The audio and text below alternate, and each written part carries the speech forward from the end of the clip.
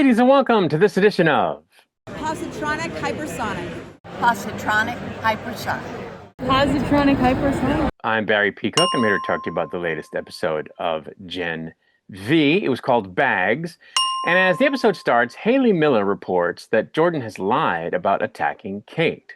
Kate corroborates this with a video of her own, as she lies about being attacked by Starlighters and not Jordan.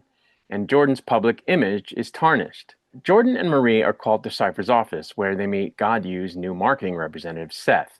Cypher and Seth tell Jordan and Marie that they are using the incident that happened at the speech at the end of the last episode to pit the two soups against each other as a publicity stunt. Marie will then use her powers to fight Jordan and take them down. Marie refuses, as she's not powerful enough to do this. Cypher tells the two that they have no way out and threatens to send Emma and them back to Elmira, even though Emma had nothing to do with it. In private, Marie tells Jordan that they have no choice but to agree, as they still don't have any idea about Project Odessa. Marie suggests that they use Kate to help them, as she's dealing with her own issues involving Cypher. Jordan and Emma are hesitant, but they agree. Later, Emma goes to meet Harper and Allie, where she subsequently meets Allie's brother, Greg. She asks the three to join forces with her in trying to sabotage the fight between Marie and Jordan as a sign of protest. Meanwhile, Marie and Jordan meet Kate and convince her to work with them. Marie meets Cypher for a solo training session while Jordan and Kate visit his house to find something they can use against him. At his place, the duo find an old man inside a hyperbolic chamber.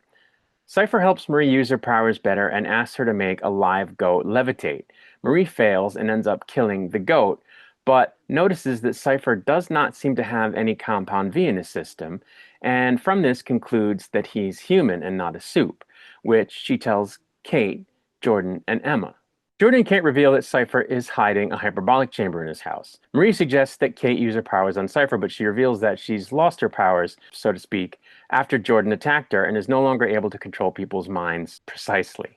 Cypher asks Kate to meet him after watching her and Jordan break and enter into his house via security camera.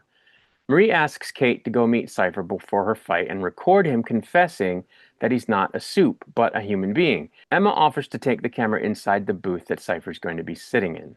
Later that evening, Marie and Jordan get ready for the fight while there is loud booing outside for Jordan.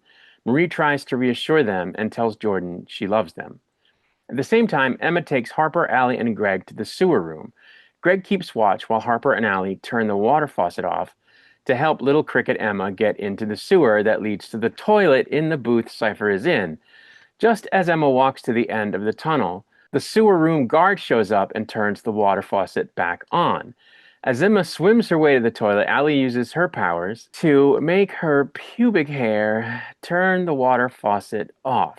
Emma manages to reach the toilet, but she's then mooned by Cypher, and boy, did she see the moon and the sun and the stars, who's about to use the facilities to evacuate his bowels. But she manages to sneak out before she gets literally dumped upon. She places the camera on a table and leaves while Kate tries to talk to Cypher.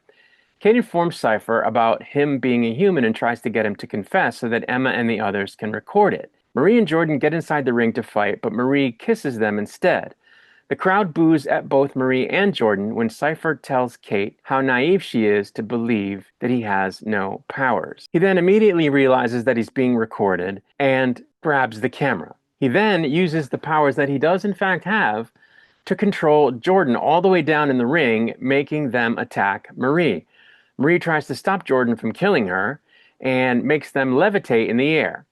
Cypher is relieved to see Marie channel her true energy and stops controlling Jordan, although it didn't seem like it was voluntary. It seemed like his control had reached its limits for that, I guess, short period. And the episode ends with Marie trying her best not to kill Jordan with her powers as she drops them to the ground, and the episode ends. So I didn't think too much of this episode. I mean, it was good. It wasn't a bad episode of TV, but I didn't think there was anything terribly compelling about it. I suppose it's good that we got to the bottom of what Cypher's powers are, at least to an extent. We know that he can control people from a distance, so that's good.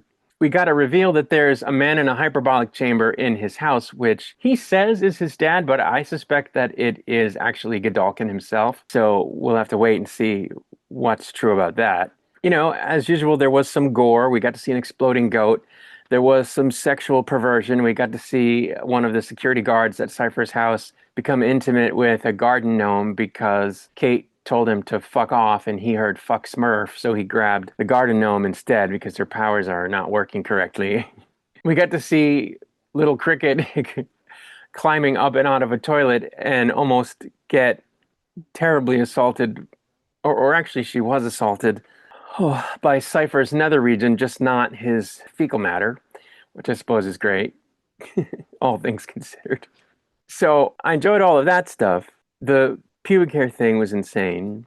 What I didn't like was that Kate is even better now than she was last episode in terms of recovering from her injury. Like, it's basically a day after the speech that Jordan gave, if I'm not mistaken, and now she's not even wearing the head covering anymore. She's just back to being her normal self in terms of her physical condition. And I really don't understand. I mean, maybe my medical knowledge is severely lacking and maybe I'm way off base, but it seems to me that if you suffer a head trauma where your head is literally cracked open and you're bleeding severely, and then you get help not right away, but in a delayed fashion, the chances that you're going to recover from that would seem to be very low, I would think. Yet, not only does she recover in a couple of days, but like within a week or so, she's just walking around like normal, no head bandages. She's probably wearing a wig. Her hair probably hasn't grown back, but like she's not protecting her head. She's not wearing, one of those collars that they make you wear that keeps your head straight or anything like that. No bandages, nothing. Just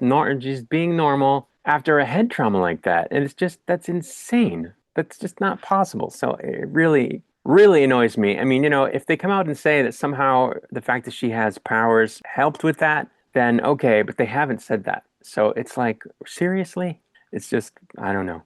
This show doesn't tend to have a lot of dumb in it, if any, but that's dumb.